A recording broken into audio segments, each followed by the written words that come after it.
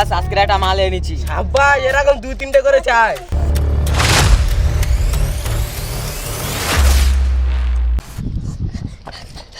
কি হয়েছে রে? বস বস আমাদের একটা লোককে ধরে নিয়ে চলে গেছে। কার এত বড় সাহস? এই কালু মুস্তান।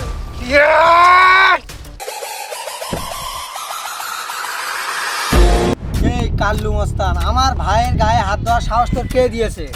ওটা কোন বোকা চুদা রে? ওটা ওদের বস। যা ওরকে মেরে দে।